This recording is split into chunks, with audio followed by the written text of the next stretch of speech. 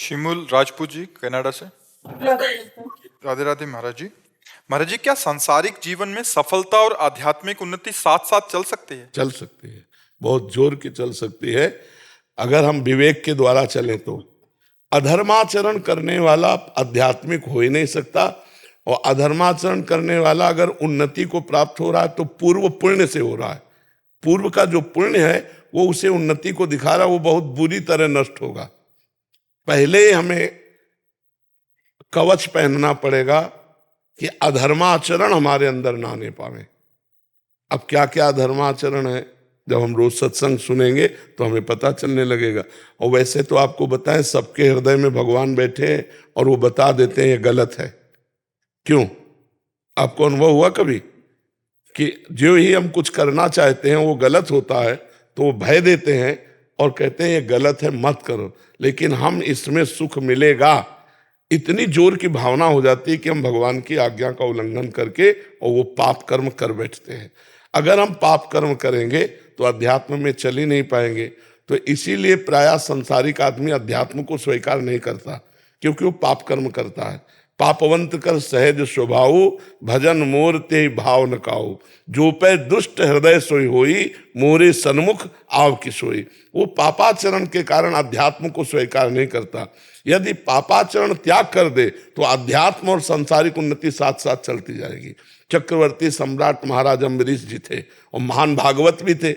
जनक जी परम ज्ञानी हैं और राजा भी हैं, तो साथ साथ दोनों बातें चल सकती हैं यदि गंदे आचरणों का त्याग कर दिया जाए तो। पर है कठिन, क्योंकि गंदा आचरण हम छोड़ नहीं पाते। गंदा आचरण होता कब है? जब हम मन के अनुसार चलते हैं। और गंदा आचरण छूटता कब है? जब हम शास्त्र के अनुसार चलते हैं। तस्मात् शास्त्रम प्रमाणन्ते कार्याकार्यो व्यवस्थितो। कार्य और अकार्य की व्यवस्था शास्त्रों में की गई। तो सब शास्त्रों का ज्ञान ना हो तो संतों का संग करो, तो वो सार बातें आपको सत्संग में सुनाते रहेंगे तो आपका ज्ञान प्रकाशित होता रहेगा। अगर हम शास्त्रीय ज्ञान के अनुसार अपने कर्म का अनुष्ठान करें, अब जैसे आप कोई पदाधिकारी हैं, आपको पता है घूस लेना कानूनी अपराध है और भागवतिक भी अपराध है, लेकिन कौन मानता है? आप विचार करो।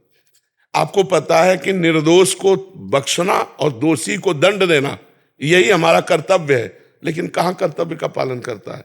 क्या वो नहीं जानता है पाप कर्म है? अब वो कहे कि हम आध्यात्मिक भी उन्नति कर लें और लौकिक भी उन्नति कर लें, तो लौकिक आ गया, लेकिन ये जब फूटेगा इसका जहर तो पूरा वंश को बर्बाद कर देगा। तो पहले तो धर्माचरण पे चलना सीखा जाए तो हम आध्यात्मिक उन्नति को प्राप्त कर लेंगे। पहले हम अपना चरित्र पवित्र करें, हमारे आचरण पवित्र हो, हमारा जीवन पवित्र हो, हम जिस कर्तव्य में हैं उसको धर्म पूर्वक करें। सबका कोई ना कोई कार्य है, ऐसा कोई संसार में नहीं जिसका कोई कार्य ना हो। कोई किसी का बेटा है, कोई किसी का पिता है, कोई किसी का पत्नी है, कोई किसी का पति है, कोई किसी का कुछ ना कुछ कर्तव्य है। अपने कर्तव्य का पालन करते हुए धर्म पूर्वक यदि भगवान का नाम जप करते हुए चला जाए तो आध्यात्मिक और लौकिक दोनों उन्नति उसकी समान भाव से बढ़ती चली जाएंगी और बड़ा आनंदमय जीवन हो जाएगा, बड़ा आनंदमय जीवन हो जाएगा। पर ये तभी होगी जब पापाचरण का त्याग करके भगवान का भजन करते हुए अपने कर्तव्य का पालन करो। हम चाहे जितने बीमार हो, चाहे जितना कष्ट हो, पर हमारी ड्यूटी है आपसे बात करना, तो हम अपनी ड्यूटी को कोशिश करते हैं कि कभी हमारी छुट्टी ना हो। तुम्हारी तो छुट्टी भी होती होगी शनिवार इतवार, हमारी शनिवार इतवार ज्यादा ड्यूटी रहती है, क्योंकि तुम्हारी छुट्टी रहती है ना, तो हमारी ड्यूटी जोरदार हो जाती है। अपने कर्तव्य का धर्म पूर्वक पालन। तो तुम्हारा जो प्रश्न है कि लौकिक और आध्यात्मिक दोनों उन्नति अगर चाहिए तो पहला होगा चरित्र सही करो और धर्म से चलो, और दूसरों को शोषण करने की वृत्ति जो अंदर होती है उसका त्याग कर दो, अपने आप सब ठीक हो जाएगा। समझ पाए बच्चा? महाराज जी, धीरे धीरे इसका बहुत ज्यादा बढ़ रहा है महाराज जी, लोलुपता। ब्रह्मा जी ने सतयुग, त्रेता, द्वापर, कलयुग, ये चारों पुत्र हैं युग ब्रह्मा जी के, चारों को बुलाया और सतयुग से कहा देखो हमारी सृष्टि में नरक भी है, तो उस पर भी ध्यान देना। तो सतयुग ने साफ मना कर दिया कि हमारे शासन काल में कोई भी नरक नहीं जाएगा। त्रेता से कहा तो त्रेता ने कहा बड़े भैया जैसे चलेंगे वैसे ही हम चलेंगे। द्वापर से कहा द्वापर ने कहा आपकी आज्ञा का हम पालन करने की कोशिश करेंगे। कलयुग ने कहा, तो कलयुग से जब कहा कि तुम नरक की, तो उन्होंने कहा पिताजी आप निश्चिंत रहो। जैसे बड़े भैया ने कहा ना कि हमारे राज्य में कोई नरक नहीं जाएगा, तो हमारे शासन काल में चूक हो जाए तो कोई स्वर्ग या भगवान को प्राप्त करे, सीधा नरक है, सीधा नरक। अब देखो नरक वाली बातें हो रही नहीं हो रही, बेईमानी, नाना प्रकार का छल कपट, सब जितने, कोई ऐसा बिरला होगा जो शराब न पीता हो, मांस न खाता हो, पराई स्त्री से व्यभिचार न करता हो, नहीं तो बच्चापन से ही शुरू हो गया, गर्लफ्रेंड बॉयफ्रेंड सब, ये नरक के सर्टिफिकेट है। त्रिविधम नरकस्येदम द्वारन नाशन मात्मना कामा क्रोधा तथा लोभा तस्मा त्रयम तजेत। ये नरक जो है रास्ता है, काम क्रोध लोभ, यही रास्ते हैं। और इनसे बच कौन रहा है? जो भगवान का भजन ईमानदारी से सत्यता से कर रहा है, ड्रामे वाला भी नहीं, ईमानदारी से जो चल कर। तो इसीलिए कलयुग का प्रभाव है, मुश्किल से कोई स्वर्ग या ब्रह्म पद जाए, लेकिन तो सीधे नरक का सर्टिफिकेट है।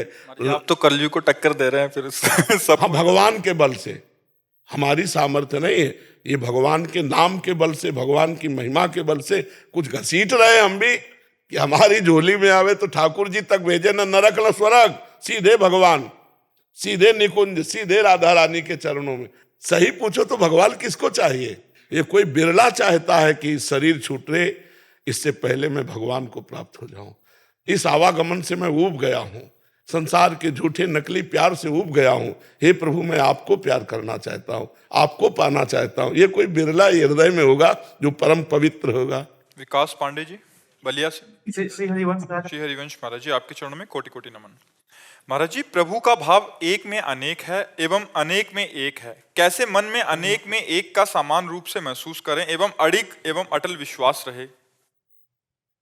ये जब तुम्हें पक्का विश्वास हो जाएगा कि एक ही अनेक रूप में है, एक ही अनेक रूप में है, एकोहम बहुश्यामा, वेद कहता है कि वो एक पर ब्रह्म परमात्मा अपने को जब खेलने की इच्छा की, इच्छा ही माया है, तो उसने अपना विस्तार कर लिया। एकोहम बहुश्यामा, मैं एक बहुत रूपों में हो जाऊं, तो 84 लाख योनियों में जड़ चैतन्य में वही अपने रूप का विस्तार कर लिया, वही बना हुआ है, उसके सिवा कोई नहीं है। जड़ चेतन जितना है वो सब भगवान बना हुआ है। गोस्वामी तुलसीदास जी को जब दर्शन हुआ तो उन्होंने देखा, जड़ चेतन जग जीव जत सकल राम मैं जानी, बंदो सबके पद कमल सदा जोरी जुग पानी। जुग पानी दोनों हाथ जोड़कर सदा ही सबकी चरण वंदना करता हूं, क्योंकि मेरा राम ही सब रूपों में है। गोस्वामी जी ने देखा, गोपी जनों ने देखा, जित देखूं तित श्याम मई है। जिधर मैं दृष्टि डालती उधर केवल श्याम सुंदर ही दिखाई देते हैं। अब हमारी दृष्टि में स्त्री है, पुरुष है, अच्छा है, बुरा है, नीच है, उत्तम है, तो हमारी दृष्टि खराब हो गई है। पहले अगर हम शास्त्र स्वाध्याय करें और नाम जप करें और अपने बुजुर्गों की सेवा करें और परोपकार करें तो हमारे पाप नष्ट हों। जब पाप नष्ट होंगे, पवित्र हृदय होगा, तब हमको दिखाई देगा कि सब में मेरा भगवान विराजमान।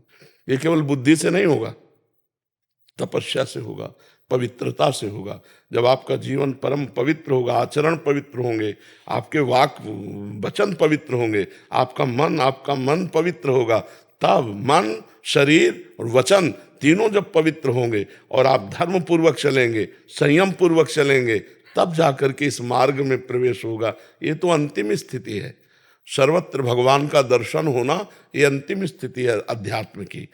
बहुनाम जन्मनावंते ज्ञानवान माम प्रपद्यते वासुदेवा सर्वमित समात्मा सुदुर्लभा। बहुत जन्मों की साधना के बाद ये ज्ञान होता है कि सब में भगवान विराजमान है, और ये ज्ञान हो गया तो मुक्त हो गया।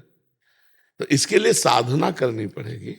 पहले नाम जप करो, सत्संग सुनो, शास्त्र स्वाध्याय करो और बुजुर्गों की सेवा करो। जो असमर्थ है उनकी सेवा करो, चाहे अपने बुजुर्ग हो या कोई भी हो, उनका आदर करो, तो तुम्हारे पाप बहुत जल्दी नष्ट हो जाएंगे। और जहाँ पाप नष्ट हुए, हृदय पवित्र हुआ, तो जैसे जल निर्मल है और अचंचल है, शांत जल है और निर्मल है, तो उसके नीचे क्या है आप देख पाते हो ना। जल निर्मल हो और अचंचल हो, मतलब स्थिर हो, तो आप नीचे देख पाओगे कि उसमें क्या है। ऐसे ही जब अंतःकरण निर्मल होगा और एकाग्र होगा तो आप वहीं झांक पाओगे कि परमात्मा कहाँ विराजमान है। यहीं विराजमान है, हृदय में ही विराजमान है। तो नाम जप करो, भजन करो। हर्षद जी, महाराष्ट्र। राधे राधे महाराज जी। महाराज जी, आपके चरणों में कोटि कोटि प्रणाम। महाराज जी, दृष्टा कैसे बने? अष्टावक्र की गीता जी में पढ़ा था कि जिस क्षण तुम दृष्टा बन जाओगे पिछले सारे जन्मों के कर्म नष्ट हो जाएंगे। क्या ये संभव है? और उस संभव को कैसे लाएं महाराज जी? उस भाव को कैसे लाएं? इसका प्रश्न है, पहले साधना करो, पहले साधना करो। पीएचडी का ग्रंथ ककारा ना आता हो तो पढ़ लोगे क्या? उसका भाव समझ लोगे क्या? पहले काखा गाघा मात्रा और अक्षर सीखो, तब तो पढ़ना आएगा। तो अभी साधना तो कुछ है नहीं। और दृष्टा भाव, अरे वो ज्ञानी महापुरुषों की स्थिति होती दृष्टा भाव में।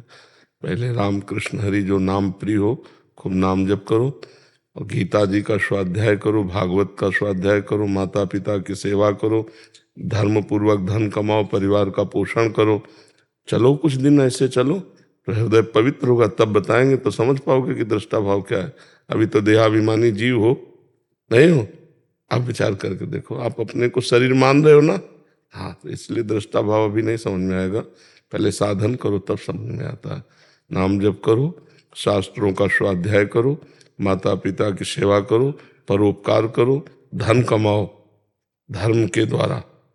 धर्मात्मा बन करके फिर महात्मा बना जाता है। अभी तो नाम जप करो अभी, ठीक है। एक और प्रश्न। क्या? जब से ये वाचन करना चालू किया अलग अलग तरीके की बुक्स किताबें, तो अलग अलग तरीके की नहीं, ठीक से पढ़ो।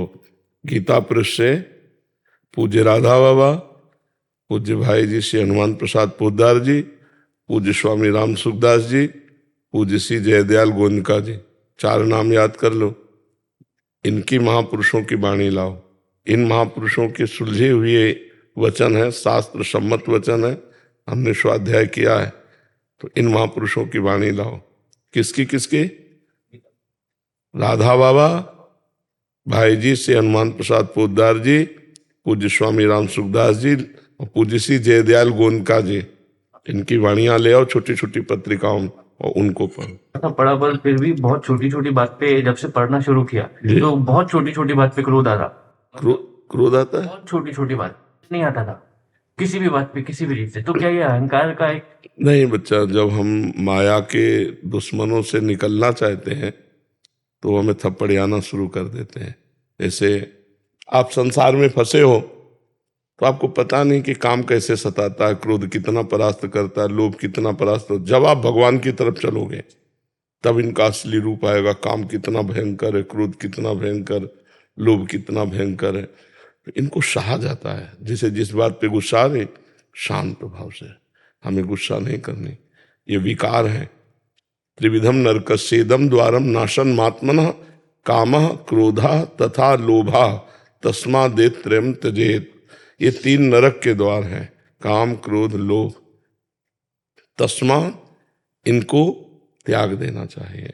जब काम आ रहा है तो अगर पत्नी है तो धर्म पूर्वक, क्रोध आ रहा है तो चुपचाप उसको सह लिया, लोभ आ रहा है तो धर्म पूर्वक धन कमाओ, अधर्म का धन नहीं। क्योंकि तीनों नरक के द्वार हैं। काम क्रोध मद लोभ सब नाथ नरक के पंथ। ये पंथ माने रास्ता, ये नरक के रास्ते हैं। नाथ नरक के पंथ। तो अब बचो, काम से बचो, क्रोध से बचो, लोभ से बचो। धीरे धीरे साक्षी भाव तक पहुंचने के लिए पहले इनको परास्त करना आवश्यक भाव है। और काम क्रोध लोभ ये आते कहाँ हैं तुम्हें पता है? मन में। मन में आते हैं। अंतःकरण उसे ही कहते हैं जहाँ मन बुद्धि चित्त अहंकार है। उसी अहम में, अहंकार में आते हैं। यही इंद्रियों के द्वारा मन भोगना चाहता है। तो आप तो है नहीं, मन है। ये भाव पहले लाओ कि ये सब विकार मन में है, मेरे में नहीं। जो जलन हो रही वो मन को हो रही, मेरे को नहीं हो रही। तो आप अलग होना शुरू हुए ना, तो आप साक्षी भाव में आना शुरू हुए, आप दृष्टा भाव में आना शुरू हुए। आप देखने वाले हैं मन को, ना कि आप मन है।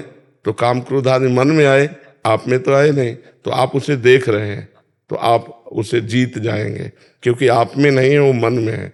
और जब अपने पे है, तो हम हार जाएंगे।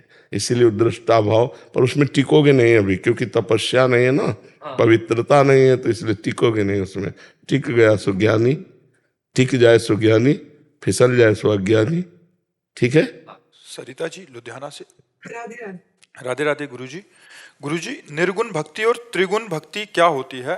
त्रिगुण भक्ति, त्रिगुण भाव मैंने त्रिगुण भाव कहे, सतोगुण रजोगुण तमोगुण, नहीं के त्रिगुण भाव है। ये तीन मायाकृत भाव है, इनसे बचना है कि इसमें जाना है? बचना है। हाँ, इनसे बचना। दूसरे की निर्गुण भक्ति कैसे करी जा सकती है? तो पहले नाम जप करो डट के, भगवान का हाँ जी, हाँ नाम जप करो, और भगवान की कथाएं सुनो हाँ जी, हाँ अधिक से अधिक। जी। और इसके बाद भगवान से प्रार्थना करो कि आपका सगुण रूप और आपका निर्गुण रूप क्या है, हमको ये चर्चा सुनवाओ या हमारे अंदर ज्ञान प्रदान करो। तो सोई जाने ही जे देव जनाई, और जानत तुम्हें तुम्हें हो जाई। तुम्हारा रूप भी निर्गुण ही है, ये रूप तुम्हारा तो नहीं है। ये स्त्री शरीर जो है आपको मिला है, 50 वर्ष 80 वर्ष 100 वर्ष, इसके बाद ये हट जाएगा। अगर आप मुक्त नहीं हुई तो फिर नए शरीर में जाएंगे। वो नया शरीर क्या है कर्म के अनुसार, ये तो विधाता जानते हैं। जो हमारा स्वरूप है वो न स्त्री है न पुरुष है, उसका कोई रूप नहीं। हमारा स्वरूप ही निर्गुण है। जो हमारा स्वरूप है वो आकार रहित है। हम उसको जिस आकार में आरोपित कर देते हैं वही वो आकार मान लिया जाता है। तो क्या वो जो अंदर परमात्मा का अंश है वो पुरुष है क्या? वो स्त्री में गया तो स्त्री बन गया, पुरुष में गया तो पुरुष बन गया। वो बना कुछ नहीं, वो ऐसे ही पावर है, मान लेते हैं केवल हम। सुना, ये थोड़ा कठिन है, थोड़ा कठिन है। असंभव नहीं है। असंभव कैसे हो सकता है? हम तो मनुष्य जन्म में है, भगवान के अंश, असंभव क्या हो सकता है? कठिन है। ज्ञान के पंथ कृपाण की धारा, परत खगेश लगे नहीं बारा।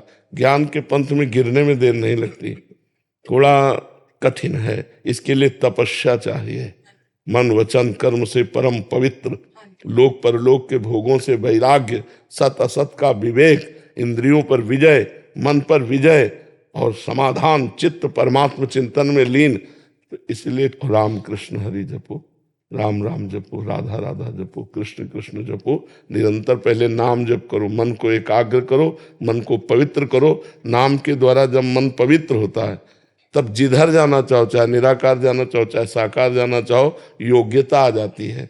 अभी तो योग्यता ही नहीं है। निरंतर भगवदाकार वृत्ति, 1 मिनट के लिए भी भगवान का विस्मरण ना होना। अभी तो हम अपने शरीर ही में आसक्त हैं, ईमानदारी से। बिल्कुल शरीर में सकते हैं। अभी तो बहुत दूर पड़े हैं। अभी तो अब शुरू किया है नाम जप। अभी तो यहाँ से स्टार्ट किया है कि भी आपसे सीखा है कि जो भी पाठ पूजा करते हैं, कर्म करते हैं, अभी तो मैं समर्पित करने की भावना आनी शुरू हुई है। बहुत सुंदर, अब सही मार्ग पे चल रहे हो। अब चलो, इसी को बहुत काल तक करो, नाम न छूटने पावे, बस सब बात बन जाएगी। रिपल पटेल जी गुजरात से। राधे राधे। राधा वल्लभ श्री हरिवंश महाराज जी। महाराज जी, आपके द्वारा हमें जानने को मिला कि स्थूल शरीर, सूक्ष्म शरीर और कारण शरीर माइक हैं। तो श्री जी किस चीज पर हमसे रिश्ती हैं महाराज जी? अभी जान गए स्थूल शरीर? सुना है अभी नहीं? नाम जप करो, अधिक से अधिक नाम जप करो। माता पिता के चरणों में रोज प्रणाम करो, और अपने जो बुजुर्ग जन हैं उनके कपड़े धो। हम जो कहें मान लो, सबसे बड़ी साधना है। पढ़ाई पढ़ रहे हो? ग्रेजुएशन करी है, कंप्यूटर इंजीनियरिंग। अच्छा, तो कोई नौकरी वोकरी ढूंढ रहे हो? वो फ्रीलांसिंग करता हूँ, घर पे ही काम आता है। हाँ, तो उससे माता पिता की सेवा, माता पिता है हाँ, उनकी सेवा करो। अभी आराधना, सबसे बड़ी आराधना तुम्हारी है। जब तक माता पिता का शरीर न पूरा हो जाए तब तक और कोई भगवान विराजमान बंद करना। उन्हीं को भगवान मानकर उनकी सेवा करो, उनके कपड़े धो, उनकी भोजन व्यवस्था करो, उनको रोज प्रणाम करो और नाम जप करो। अपने आप धीरे धीरे आगे वैराग्य और ज्ञान दोनों आने लगेगा। नहीं तो केवल दिमागी ज्ञान रहता है, वह कैसा भ्रष्ट आचरण होते रहते हैं। जब तक नियम से नहीं चला जाता तब तक प्रेम नहीं आता है। नेम से ही प्रेम आता है, जब प्रेम आता है तब नेम रहता नहीं, फिर अपनी स्थिति में आ जाता है। यथा योग्य चलना चाहिए। अभी आपकी योग्यता इसी बात की है कि नाम जप करते हुए धन कमाओ और माता पिता की सेवा करो और सत्संग सुनते रहो। ठीक है, आप पहले इतने में चलो, तब आगे की बात समझ में आ जाएगी। भारत भूषण जी, हरियाणा से। वल्लभ श्री हरि। गुरुदेव, आपके चरणों में कोटि कोटि प्रणाम। गुरुदेव, मेरी एक बहुत बुरी आदत है कि मैं जहां भी 4-5 आदमी बैठे देखता हूं वहां ही बैठ जाता हूं, इधर उधर की बातें करने लगता हूं, जैसे एक दूसरे की चुगली करते हैं। ये फालतू की बातें करने की आदत सी बचपन से ही हो गई है। महाराज जी, इन प्रपंचों से निकलना चाहता हूं, क्षमता दीजिए महाराज जी, मैं कैसे। अब आप जानते हो कि गलत है तो फिर आपको ही हटना पड़ेगा।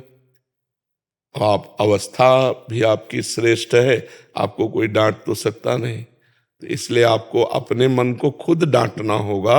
और जब हम जानते हैं कि ये गलत है, देखो बाल्यावस्था गई, जवानी गई, अब आपका पदार्पण जानते हो किसमें है? जरा अवस्था। जरा के बाद जो अगली अवस्था उसका नाम है मृत्यु, वो कभी भी हो सकती है। जीवन में सब भोग लिए, जो कुछ देखना था देख लिए, अब समय नष्ट मत करो, अब नाम जपो। नानक नाम जहाज है, चढ़े सो तरे पार। पकड़ लो जहाज, भव समुद्र से पार हो जाओगे। जो नाम प्रिय हो, जो गुरु के द्वारा मिला हो, राम कृष्ण हरि राधा, जो नाम प्रिय, बस नाम जप करो। ये हम तुम्हें सब शास्त्रों की सार बात बता रहे, वही जीत गया जो नाम जप किया। नाम जप नहीं किया तो ज्ञान बघारने से काल पर विजय कोई प्राप्त नहीं कर सकता। काल पर विजय प्राप्त नहीं कर, अकाल पुरुष को प्राप्त करने के लिए निरंतर नाम जप, और जैसा विधान करें प्रभु वैसा सह लेना। दो बात में भगवान की प्राप्ति पक्की हो जाएगी, परमात्मा की प्राप्ति। जैसा विधान हमारे ऊपर हो रहा है, तेरा किया मीठा लागे, हरि नाम पदारथ नानक मांगे। भगवान का नाम जप और जैसा विधान किया है प्रभु ने उसे सह लेना, इसी से माया से पार हो जाएगा। अब वृद्धावस्था है, अब वेद पढ़ने लायक नहीं रह गए, साधना करने लायक नहीं रह गए, इसलिए जो नाम प्रिय हो। कौन सा नाम प्रिय है? आधवर राधा राधा राधा राधा राधा। जहां 4 लोग बैठे हो वहां से कतरा के निकल जाओ, उनके पास बैठने से नाम छूटेगा। जो हम दूसरे की निंदा करते हैं, दूसरे की निंदा सुनते हैं, इससे हमारे पुण्य नष्ट होते हैं। पर निंदा के किए ते आवत नहीं कछु हाथ, मूर्ख पर्वत पाप को ले चल अपने साथ। दूसरे की निंदा करने से हाथ कुछ लगा नहीं, अपने पुण्य नष्ट हो गए और उसके पाप हमारे ऊपर आ गए। और कहीं संत भक्तों की निंदा हो रही हो तब तो सर्वनाश हो गया। भक्तन निंदा अत बुरी, भूल करे जिन कोय, किए सुकृत बहु जन्म के, छिन में डारे खोए। भक्तों की निंदा बहुत जन्मों का किया हुआ पुण्य एक क्षण में नष्ट कर देता है। साधु अवज्ञा तुरत भवानी, कर कल्याण अखिल कहानी। अखिल कल्याण को प्रदान करने वाले जो पुण्य कर्म है उनको तुरंत भस्म कर देता है संत भगवंत अपराध। तो अब ये बैठ करके गप लड़ाने वाली अवस्था नहीं रही। अब हाथ में माला लो, नाम जप करो, या काउंटर आजकल चले जैसे बच्चा लिया है तो राधा राधा राधा, या श्वास की माला से राधा राधा राधा। पवित्र भोजन करो, अपवित्र भोजन वाला कभी भजन करके भगवान को प्राप्त नहीं होता। ये जो मद्य मांस आदि का सेवन करते हैं इनकी बुद्धि भ्रष्ट है, ये समझते जरूर है अपने को, लेकिन कुछ नहीं है। जिसकी बुद्धि भ्रष्ट है वो भगवद आराधना नहीं कर सकता। पवित्र भोजन, पवित्र आचरण, तो परम पवित्र परम पुरुष परमात्मा को आप अपने हृदय में देखेंगे, आप चिंतन कर पाएंगे, आप उनकी प्राप्ति करेंगे। जो दूसरे जीवों का मांस खाते हैं, मदिरा पीते हैं, व्यभिचार करते हैं, ऐसे अपवित्र पुरुष परमात्मा का चिंतन थोड़ी कर सकते हैं। परमात्मा परम पवित्र है, उसके लिए आपका शरीर पवित्र होना चाहिए, मन पवित्र होना चाहिए, वाणी पवित्र होनी चाहिए, तब उस परम पवित्र परमात्मा को प्राप्त करते हैं। हमारे जो गुरुजन हैं उनके जीवन चरित्र पढ़ के देखो, महापुरुषों के जीवन चरित्र सुनो, जिससे तुम्हें भगवान के प्रति लालसा जगे और हम कैसे जी पाए। थोड़े थोड़े संकट में हम अपने धर्म को त्याग देते हैं। हमारे गुरुजनों ने धर्म के लिए अपना बलिदान दे दिया, धर्म के लिए अपने जीवन को कुर्बान कर दिया। धर्म के लिए वो यातनाएं सही जो सुनकर हृदय कांप उठता है, लेकिन वो कह तेरा किया मीठा लागे। सोचो कितनी ऊंची स्थिति उन महापुरुषों की कि भयंकर पीड़ा शरीर में दी जा रही, वो कह रहे वाहे गुरु वाहे गुरु वाहे गुरु, तेरा किया बड़ा मंगल में, बड़ा मीठा लग रहा है। ये भला ये तेरा किया मीठा लागे, ये बात बहुत बड़ी है, ये छोटी बात नहीं है। जरा जरा सी प्रतिकूलता में भगवान पर श्रद्धा कर लेते हैं और उनका शरीर तप्त बालू में, तप्त तवे में भार, मतलब इतना जैसे भार झोंके ना गरम, ऐसा नीचे तवा, और तप्त बालू जैसे उसमें दाना डाल दो तो भुन जाए, ऐसी बालू, और वो कह रहे तेरा किया मीठा लगे, ऊपर से डाला जा रहा है। तो ये हमें चाहिए कि जो भगवान जैसी परिस्थिति दिए उसको सहे और खूब नाम जप करें। महाराज जी जैसे 2-4 दिन सोचता हूँ मैं किसी से बात नहीं करूंगा, नहीं जाऊंगा, फोन आ जाते हैं महाराज जी उनके, आ जा भैया बैठेंगे। तो हमारी बात मान लो, अगर हमसे दोस्ती करो, हमारी दोस्ती करोगे, मौन ले लो, कह दो वृंदावन में मौन बाबा जी ने दिला दिया, अब तुम ऐसे लिख के बता दो वृंदावन में बाबा जी ने मौन, खत्म के वाणी का वेग आए तो, आए, वाणी का बहुत बोलने का, कमरा बंद करके जोर से चिल्लाओ राधा राधा राधा, ठीक हो जाएगा। ठीक है, रहोगे मौन? है हाँ, रह लो। पत्नी बच्चों से भी नहीं बोलना हमारे। वैसे उचित तो यही है कि बिल्कुल मौन हो जाओ, कागज में लिख के बता दो, खूब नाम जप करो, बढ़िया बात बन जाएगी। पत्नी बैठी है हमारा। दोनों मौन हो जाओ। भाई तुम्हें जब चाय दे लिए तो इशारा किया चाय, चाय वाला लिए, भोजन वाला लिए, नाम जप करो। अब बुढ़ापे में क्या काम है? अब बुढ़ापे में क्या काम? भगवान का भजन कर लो तो तुम्हारा जन्म सार्थक हो जाएगा। गुरुदेव प्रभु प्रत्यक्ष कब दिखेंगे? मानस पटल के बाद? जब प्रभु तुम्हें जिया नहीं जाएगा, जैसे हमारी श्वास बंद कर ली जाए मुंह से और 1 मिनट में हमारी वो दशा हो जाए, अब हम जी नहीं सकते अगर अगली श्वास नहीं मिली तो। जब ऐसी व्याकुलता प्राप्त हो जाएगी उसी दिन भगवान का दर्शन हो जाएगा। मानस पटल पे आए हैं गुरुदेव? अभी नहीं आए, वहां जाएंगे तो ऐसे सूखी आंख बोलोगे, आंसू नहीं निकलते गुरुदेव? अरे निकलते नहीं है, रोके नहीं रुके रहेंगे। जिस समय वो रूप आता है सामने ना, अरे बच्चा, चाहे मानस पटल पे ही आवे, चाहे स्वप्न में आवे, चाहे जागृत में आ जाए, वो रूप तो रूप है ना। जिस समय आता है ना तो फिर बहा बहा हृदय घूमता है। रुदुष्वरम राजन कृष्ण दर्शन लालसा, चिल्ला चिल्ला के रोने का मन होगा, इतना वो आनंद समुद्र है, वो आनंद समुद्र है। हम उसी आनंद समुद्र के अंश हैं। जब कनेक्शन जुड़ जाएगा ना तो फिर हाहाकार मच जाता है हृदय में। रोया था बाबा, लेकिन अब एक बार रोया था। रोया था। नीतू जी लखनऊ से। राधे राधे। महाराज जी, राधा वल्लभ श्री हरिवंश। महाराज जी, यदि गुरुदेव का गोलोकवास हो जाए तो कैसे पता चले कि वो हमसे प्रसन्न है या नहीं? ये मन में हर वक्त संशय रहता है। मंत्र चल रहा है तो गुरुदेव प्रसन्न है, मंत्र भूल गए, चल नहीं रहा तो यही हानि है, यही विपत्ति है, यही गुरुदेव नाराज है। का हनुमंत विपत्ति प्रभु सोई, जो तो सुमिरन भजन न होई। आज के सत्संग में था गुरुदेव, गुरुमंत्र और इष्ट देव, तीनों एक हैं। यदि इष्ट देव का ध्यान हो रहा है, गुरुमंत्र चल रहा है, तो हम गुरुदेव की गोद में बैठे हुए हैं। अगर मंत्र भूले, इष्ट देव का ध्यान नहीं, तो गुरुदेव की अवहेलना हो रही, गुरुदेव की अवज्ञा हो रही, गुरुदेव हम पर अप्रसन्न है। किसका प्रश्न था? बात समझ रहे हो जी? राज चौरसिया जी अजमेर से। महाराज जी, श्री जी की कृपा से मुझे 2 साल पहले यूट्यूब और इंस्टाग्राम के माध्यम से आपका सत्संग सुनने का सौभाग्य प्राप्त हुआ एवं श्री जी की कृपा से नाम जपने की प्रेरणा आई और मैंने नाम जपना शुरू भी किया। लेकिन महाराज जी, कुछ समय तक तो नाम जप और भजन में रुचि बनी रहती है और कभी अरुचि भी हो जाती है। महाराज जी, कृपया करके मार्गदर्शन करें। कबहू तो थोड़ो भजन, कबहू होत विशाल, मन को धीरज छुटे नहीं, गहे न दूजी चाल।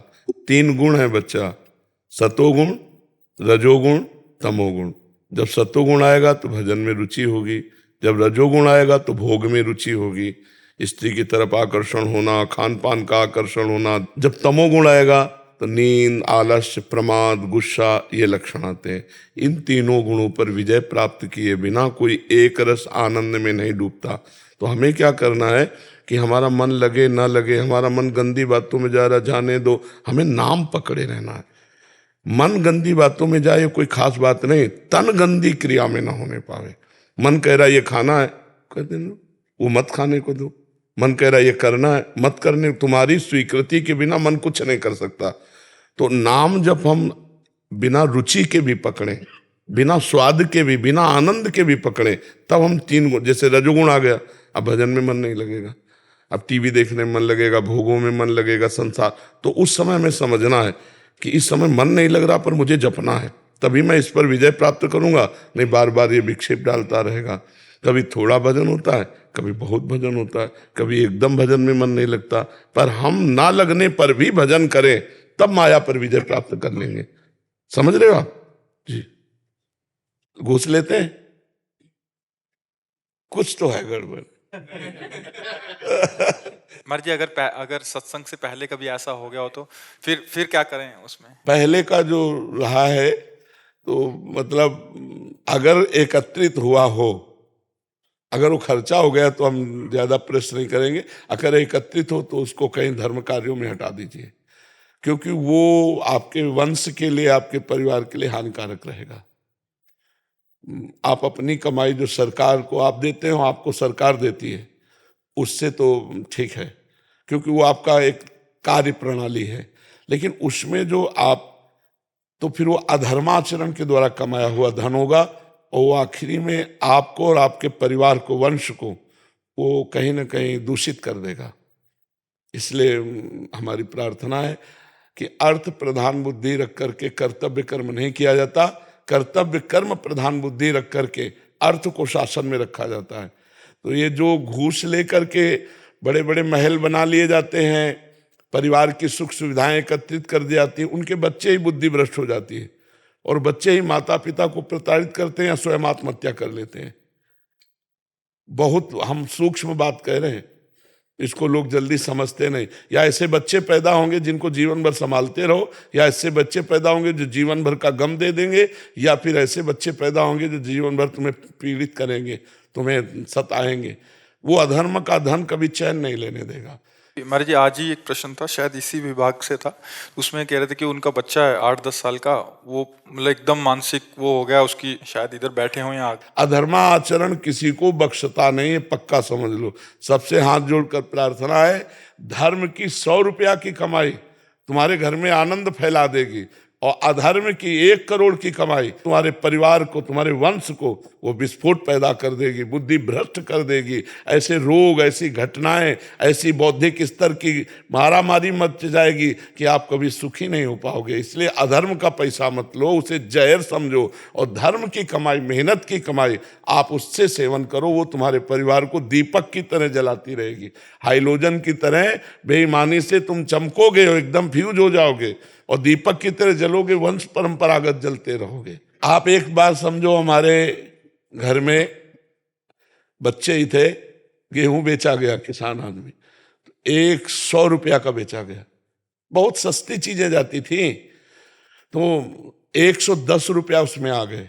और जब पिताश्री ने घर में गिनवाया तो 110, तो उनका गेहूं तो 100 रुपया का बेचा गया। 110 कैसे आ गए? पूरा 110 रुपया ले जाओ उसके पास और गिन के उसको दिखाओ कि 10 रुपया तुम्हारे ज्यादा थे, ये दे दो। जब दे के वापस आए, उस परिवार में पले हैं जहां 10 रुपये बेईमानी के, अब वो तो दे दिया था, अब उसको क्या पता कि 10 ज्यादा चले गए, लेकिन उनका नहीं, पूरे 110 लेके जाओ, गिन के दिखाओ कि आपके 10 रुपया ज्यादा है, दे के आ जाओ। ऐसे धर्मात्मा परिवार से, मतलब पूरा परिवार भगवत मार्ग में। क्यों? क्योंकि ऐसे संस्कार डाले गए, ऐसा धर्म की कमाई खाई गई कि सबकी बुद्धि भगवान में।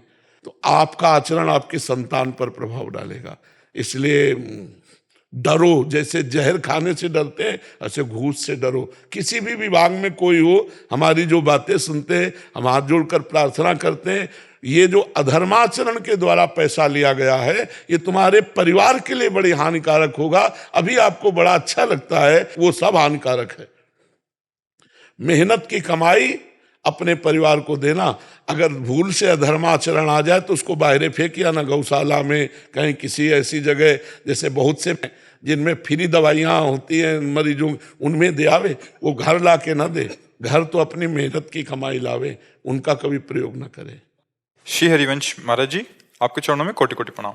महाराज जी, एक विधवा स्त्री की क्या दिनचर्या होनी चाहिए ताकि वो श्री जी को प्राप्त कर सके? क्या एक जैसे साधु की दिनचर्या होती, विधवा होना कोई मतलब दुर्भाग्य नहीं है मेरी समझ में, क्योंकि मृत्यु लोक है। अब जितने दिन के लिए जो साथी आया था वो साथी चला गया, अब हम अपने असली साथी को खोज सकते हैं। मुझे अवसर मिला, जो अविनाशी पति है, जैसे मीरा जी कहती है, मेरा चूड़ला तो अमर है, क्योंकि मेरे तो गिरधर गोपाल दूसरों न कोई, जाके सिर मोर मुकुट मेरो पति सोई।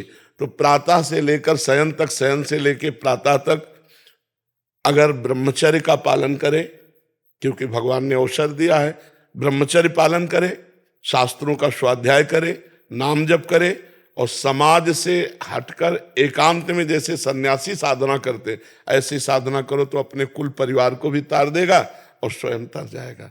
क्योंकि जीव न स्त्री है न पुरुष है, ये तो कुछ समय के लिए मिला हुआ है, न कोई किसी का पति न कोई किसी की पत्नी है। नाटक मंच पर माया के द्वारा ये रचित शरीरों के संबंध है, वो गया, उसका संबंध इतने दिनों तक था, अब परमात्मा से संबंध कर लो, अब भगवान से संबंध कर लो। हमें लगता है हर परिस्थिति का सदुपयोग करना चाहिए, दुरुपयोग नहीं। अब ये परिस्थिति, जैसे आप बहुत गंभीर मुद्रा में इस बात को समझना चाहती है, तो ये परिस्थिति का सदुपयोग है, पर ये बहुत धैर्यशाली की बात है। नहीं तो कल परसों एक प्रश्न था हमारा, उसमें यही लिखा था कि अब ये अकेलापन सहा नहीं जा रहा, हाँ, मतलब ऐसा लग रहा है कि दूसरी शादी, नया कोई जीवन साथी चयन कर लें, मतलब वैधव्य हो गया था। हाँ, अभी और 4-5 बहुत फिर इसमें कोई विलय सेट हो पाता नहीं। तो पहली बात होती है कि जो स्वीकार करता है उसकी हे बुद्धि होती है सामने वाले के प्रति, और उसकी दैन्य बुद्धि होती है। वो बहुत, मतलब हमें तो लगता है कि अगर सह जाए तो आजीवन ब्रह्मचर्य रहकर भजन करना चाहिए। कितने बच्चे बच्चियां भजन कर रहे हैं जिन्होंने ब्याह ही नहीं किया है, और 18, 16, 15, 25, 24 सब नौजवान हैं, और सब हाथ में माला, कंठी, तिलक, किसी को देखेंगे भी नहीं, किसी को देखेंगे भी नहीं।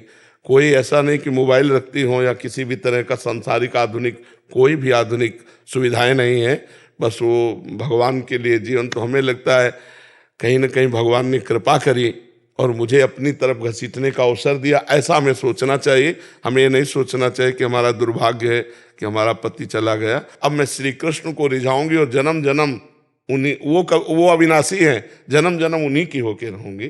जो बड़ी बड़ी ऐसी महान भक्ता हुई हमारे देश में जिन्होंने भगवान को रिझा लिया, पर बच के रहे, क्योंकि आकर्षण बहुत बुरा होता है। समाज में रहना है, वो आकर्षण है, पर अगर भक्ति शुद्ध है तो कोई परास्त नहीं कर सकता, नहीं तो बहुत कठिन है।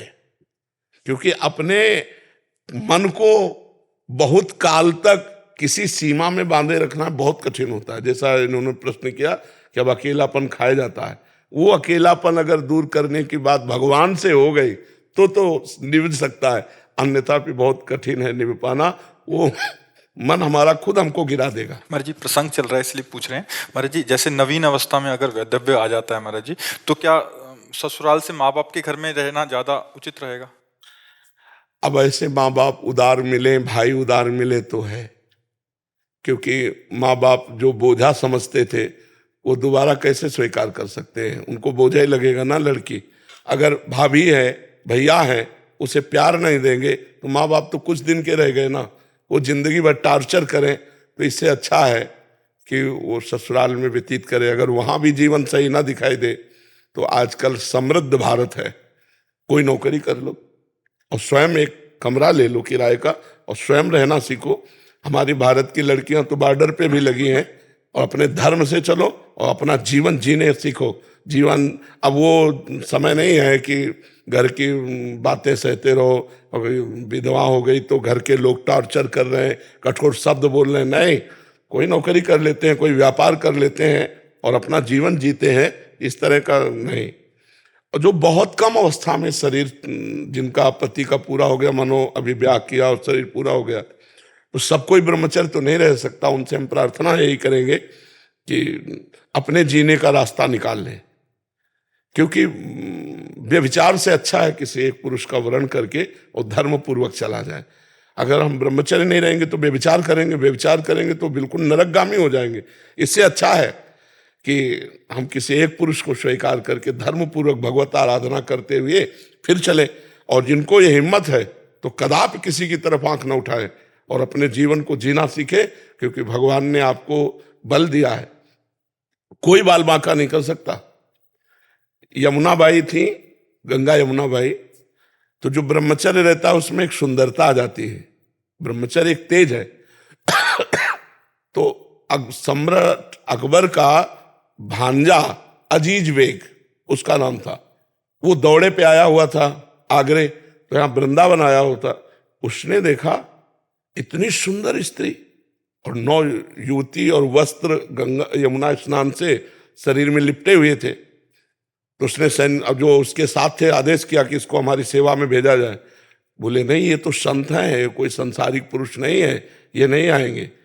अब उसका मन गलत हो चुका था, वो पदवी पे था, तो उन्होंने कहा अगर आप किसी भी तरह का शासन प्रयोग करते हैं तो समाज बिगड़ जाएगी। तो 2 वेश्याएं उसने खरीदी और कहा, परिचय दिया कि उनको किसी भी तरह छल के द्वारा हमारे पास लाओ। और वैश्याओं ने साधु वेश धारण किया, रसिकानंद वाले में पूरा चरित्र है। और उनके पास जाने, साधु वेश का तो आदर किया जाता है, मतलब कोई भी कैसा भी हो साधु वेश में आए तो उस वेश का आदर किया जाता है। प्रणाम नमस्कार, बैठी, थोड़ी देर भगवत चर्चा हुई, चली गई। 4-6 दिन रोज आने लगी, फिर एक दिन नहीं आई, फिर दूसरे दिन गई, तो पूछना बनता है ना। बोले सखी आप कल नहीं आई थी? तो उनका हमारे यहाँ बहुत बड़े संत आए हैं, तो उनकी सेवा में बिजी थी, थोड़ी छुट्टी लेकर मैं आपसे मिलने आई हूं। तो उनका संत आए हैं? बोले बहुत बड़े संत है, रात दिन भजन में लगे रहते हैं, आप चलेंगे दर्शन करने? उनको वैसे तो वृंदावन से कहीं जाती नहीं, पर मथुरा की बात है, मथुरा में टिका हुआ था वो, तो चल सकती हैं। तो उनका फिर चलो। अब उनकी तो बात बन गई, पैसा इसी बात के लिए थी, वो नाटक करके उनको वहां महल में, तो उनका संत यहाँ, तो उनका हाँ, तो उनको लगा कि संत है, चाहे महलों में रखो चाहे झोपड़ी में, उनकी क्या स्थिति हो, तो महापुरुष होते हैं। और जे ही अंदर गए सो बाहर से उसने दरवाजा लॉक कर दिया। तब उनको लगा कि कुछ गड़बड़ है क्या। अंदर की तरफ देखा तो बादशाह का भांजा, तो तुरंत अंदर से भगवान का चिंतन किया, प्रभु में फंस गए। अब माया का जाल, तो जो ही सामने बढ़ा तो उनका ए दूर, स्पर्श भी मत कर लेना, नहीं तेरा सर्वनाश हो जाए। अब वो कहाँ है बातें समझने वाला, बस उन्होंने श्री हरिवंश श्री हरिवंश श्री हरिवंश, तो उसको दिखाई दिया सिंह, और ऐसा दहाड़ा सिंह कि वो मूर्छित हो गया। और वो सखी अंतर ध्यान, और वृंदावन में रसिकानंद माल में देख लेना, जे भगवान को पुकारा, भगवान ने अद्भुत लीला कर तुम अकर तुम अन्यथा कर तुम। अब इतनी चीख कि वैश्याओं ने भी दरवाजा खोला, और जब जाके देखा तो बस भयभीत था। तो कहा क्या हुआ, तब सारी घटना तो कहा, कह रही थी वो संत हैं, तो बोले हमको एक बार ले चलो, नहीं मेरे प्राण व्याकुल हो रहे। लाए, साष्टांग दंडवत किया और कहा देवी मेरी गलत भावना थी, मुझे क्षमा करो। और बहुत सी भेंट रखी, उनका भेंट की जरूरत नहीं, तुम भेंट ले जाओ, बस एक बात ध्यान रखना, जो भजन करने वाले ब्रज क्षेत्र में उनकी तरफ आंख उठा के मत देखना, भगवान उनकी रक्षा करते हैं। तो जो धर्म से चलता है भगवान उसकी रक्षा करते हैं। इसलिए हम तो प्रणाम करते हैं जो ऐसी स्थिति में अपने जीवन को बचा के भगवान को समर्पित कर दें, पर है कठिन, है कठिन। अगर निर्वाह कर ले जाओ तो असंभव नहीं है। पहले बहुत सी ऐसी माताएं बहनें हो चुकी हैं जो भजन के प्रताप से जीवन को पवित्र रखते हुए भगवान को समर्पित किया है। हमें बड़ा सुख मिलता है जब आप लोगों को दर्शन करते हैं ना, तो हमें एक आध्यात्मिक सुख मिलता है। और हमें आपको देख के सुख मिलता है कि कोई की इच्छा पूरी हुई है। साधु एक आया है जो त्रैगुण के आगे की बात कर रहा है। आपने जिनको भी जवाब दिया, अभी भी यही बोल रहे हैं कि नाम ही बस सब केवल वही है जी।